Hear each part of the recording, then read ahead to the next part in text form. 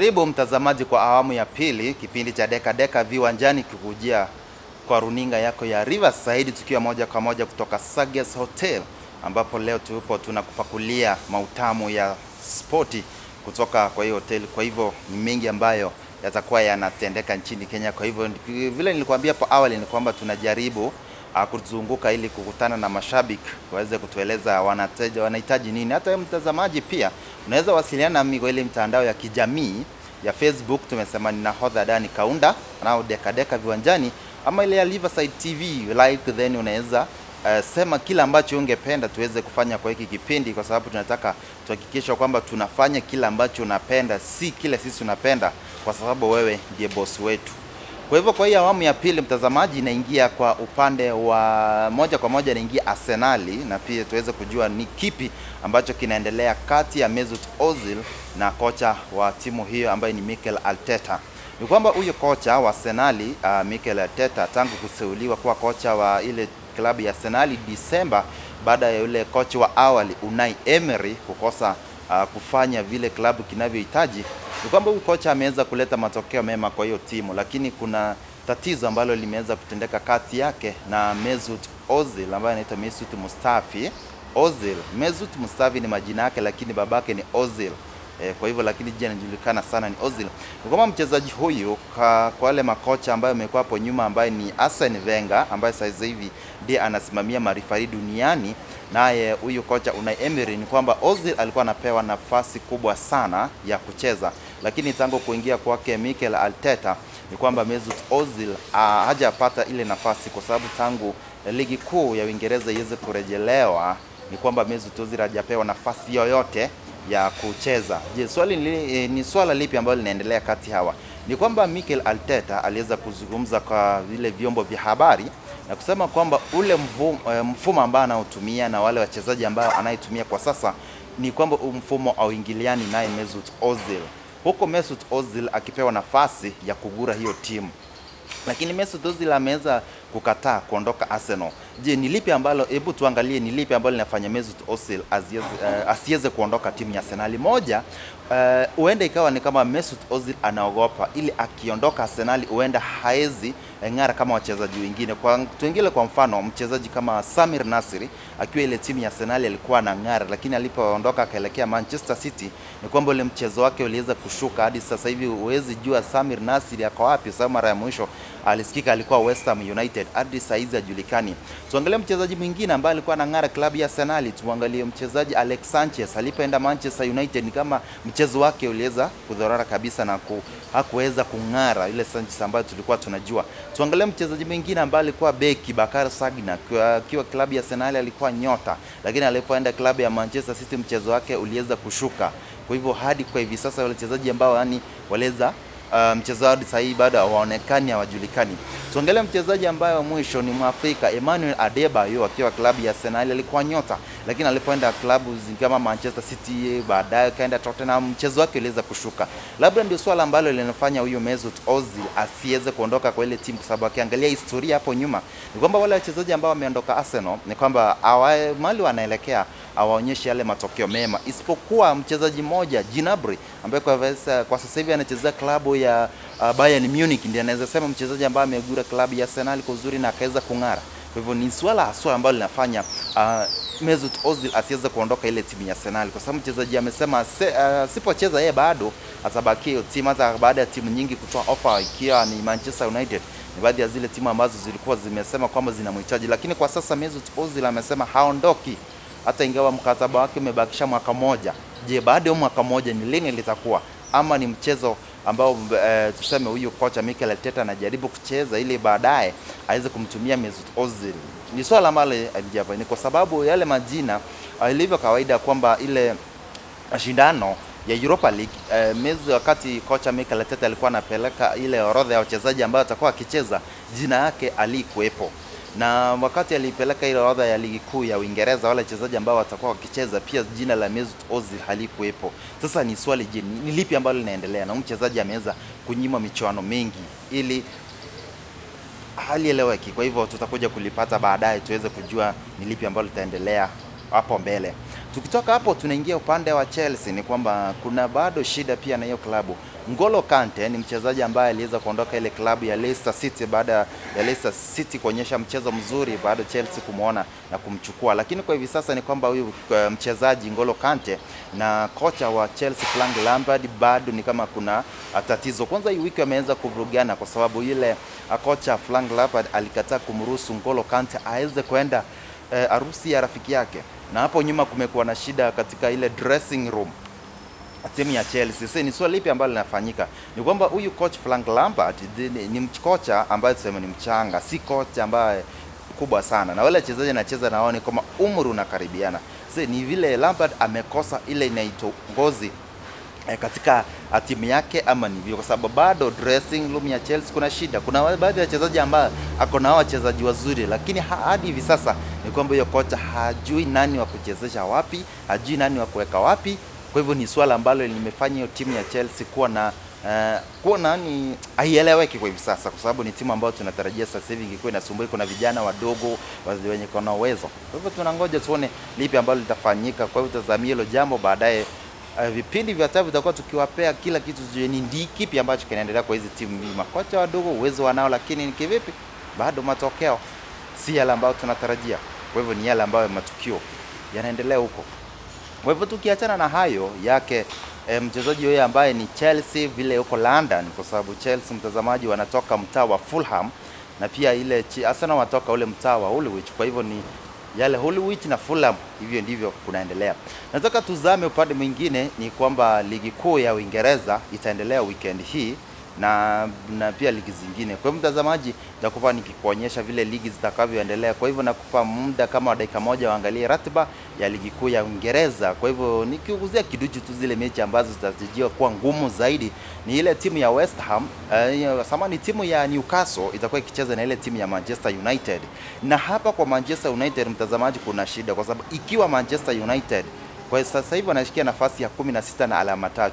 Ikiwa West Brom itashinda, Fulham itashinda, kwa hivyo na Manchester wapoteze hiyo mechi wakiwa na Newcastle ambao ni mechi ngumu sana, ni kwamba Manchester United huenda wiki ijayo wakajipata nafasi ya 18, 9 ama 20, kwa sababu hizo timu zilizoko chini zinahitaji ushindi wowote. Ikiwa Manchester watapoteza, ni kwamba timu ya Manchester kwa mara ya kwanza katika historia itajikuta nambari 20 kwa ligi. Ni vipi ambao kinaendelea? Kwa hivyo tunangoja tuone Ole Gunnar Solskjaer na vijana wake wamejipanga vipi. Hata ingawa mashabiki wa Manchester niweze kufahamisha kwa mapema ni kwamba mshambuliaji Cavani ambaye alijiunga na hiyo timu wiki iliyopita hata cheza hiyo mechi ya Newcastle kwa sababu bado ile sheria ya corona bado inatumika. Kwa hivyo atangoja siku 14 kabla ya kucheza mchuano huo. Na michuano mingine inaendelea ni kama Manchester City watakuwa na Arsenal ambayo ni siku ya Jumamosi kesho jioni, na pia mechi nyingi ambazo zitakuwa Southampton itakuwa ikitembelea Chelsea na mechi zingine. Kwa hivyo nakupa nafasi uweze kutazama yale ambayo yataendelea ligi kuu ya Uingereza, mechi zote za ligi kuu ya Uingereza. Tukutane kwa awamu ya 3 nikupakulie mengi zaidi. Endelea kutazama runinga ya Riverside TV tukiwa moja kwa moja kutoka Sagas Hotel. Tarejea kwa awamu ya 3 nikupe mapondo. Hi Thomas, my name is Vishali. Welcome to the Premier League. Thank you. Now, this is the first time that you're experiencing playing in England. What are you most looking forward to experiencing, not just in the Premier League, but also at Arsenal as well? Thank you. I think it's a great challenge. I want to experience new challenges, and also in a great family like Arsenal, I think I'm ready to give it my all, try and help this club come back to where they belong.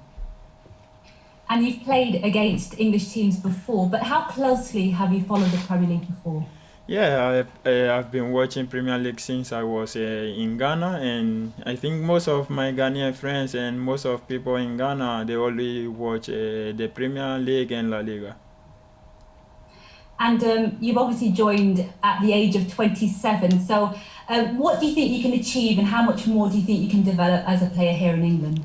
Yeah, I still have more to develop. I still have more to learn with this new family. I think I'll have to learn more things and achieve all my goals, achieve the goals of the club also. And just one final question from me. How important was Mikel Arteta in your decision to join Arsenal? Yeah, he was very important. Him and Edu, they told me about their plans, and it was so exciting, so I had to accept it. Okay, thank you so much, Thomas. Good luck. Thank you. Hello, Thomas. Good afternoon. Welcome to England. There was talk that Arsenal were interested in you right at the start of the summer, but it took to the very last day of the transfer window for the move to actually happen. Why did it take so long? Were you getting nervous towards the end? And just take us through that final day and how much of a mad rush it was, because you couldn't even have your medical in England, could you? You had to have it in Spain. Well, I think it was the decision of the club, they were working everything out. I was concentrating on my training, and I think it happened because it has to happen, and I feel great to be here. You've spoken about Mikel Arteta being part of the reason you wanted to join. The style of football that Mikel Arteta plays, the style of football that Diego Simeone play are very different. Do you think it'll take you a bit of time to adapt to Arsenal's style? Well, I think I have to be quick. I have to make sure I learn everything as fast as I can. And it's football. I have to make sure I do whatever I have to do on training grounds and make sure Mikel sees me as I'm ready to play for him. How would you describe yourself as a player? Are you a holding midfielder, a box-to-box midfielder? Do you chip in with your fair share of goals? How would you describe yourself? Well, I think most people know where I like to play in the midfield, but then when I'm on the field, wherever I need to play to help the team, I play, and then I try to help the team. And just one final question from me. I'm not sure if you're familiar with the expression a headline writer's dream. What it basically means is you have a surname that works really well for headlines in newspapers. So how many different ways have you seen Partey used in newspaper headlines? And perhaps what are your favourite ones? Yeah, I've seen that Partey is everywhere. Even the photographer asked me why I don't use Partey, and I said, well, because I started with Thomas, and people are familiar with Thomas, so I need to go with Thomas. Okay, thank you. Good Thank luck. you. Thanks, Jamie. We'll now move on to the BBC and George Cummins. Thanks, Dan. Hello, Thomas. I was just wondering, what was the first thing Mikel Arteta said to you when you joined? What does he want from you in his midfield? Well, I think he have seen me play. He know what I can give to the team. My previous team, I've done a lot, and he have seen me play, and he feel that I can do the same for him. What did you make of Arsenal this summer? Because they was very strong in the summer when Arteta won the FA Cup. So what was you making watching from Spain of how well a job he's done? Yeah, I've seen everybody was excited. You can see everybody was willing to win something, win all the trophies that come their way. And I think that's the goal and objective of everyone here. And that's my goal also. You said you want to get Arsenal back to where they belong, so are you confident that you'll be able to win things here at Arsenal, and does that mean winning Premier Leagues? Yes, of course, it's something that is difficult. We all know it's difficult, but working towards it, we know we're going to achieve, and I think we are ready. We have to go all out and then try and achieve all that I've said. Have you spoken to any other of the players this morning in the dressing room, Aubameyang and Lacazette? Have you said hello to them? What's your first impressions? Yes, of course. I just met them and we spoke a bit, and later I'll see them again. The last one from me, you could possibly make your debut on Saturday against another great midfielder in Kevin De Bruyne. So, you must have watched him before. How good would it to play against him on Saturday? Well, I think this is the decision of Mikel. I just arrived, and then I'm prepared, but then I need to get used to the style of play before I can play. Thank you. Good luck. Thank you. Thank you. Thanks, George. We'll now move on to Talk Sport and Ian Abrahams. Hi Thomas, how are you? Hi, I'm fine. Obviously you'd have watched the Premier League. You played against Premier League clubs in the Champions League. Has it always been an ambition to come here? Well, I think it was a new challenge for me. I've already wanted to play in top leagues, and Premier League is one of the top leagues, so I'm happy to be here. It's 16 years since Arsenal won the title with Arsene Wenger. Is that your ultimate ambition, to see Arsenal back on top of English football as champions? Yes, this is our, our new objectives. That's the objective of the club, of me myself, and I think we have to get back to where we belong. Most successful Ghanaian player, I guess, was akielezea over at Chelsea. But two players you played with against Turkey this week, you set up a goal for Andre Ayew, Jordan Ayew, who's at Crystal Palace. Did you speak to them in the dressing room or while you're on international duty and ask them about what it's like to play in the Premier League? Yes, they told me it's very difficult league, but then I have the qualities to be here, so I just need to do my best and then work hard. Couple finally on the weekend game, which we've got live on TalkSport against Man City. First of all, you'll be up against Pep Guardiola and his Manchester City side, who have been one of the top sides in this country, as you'll know, the last 3 or 4 years. Is that exciting to make your debut in such a massive game? Yeah, for me it's a great feeling.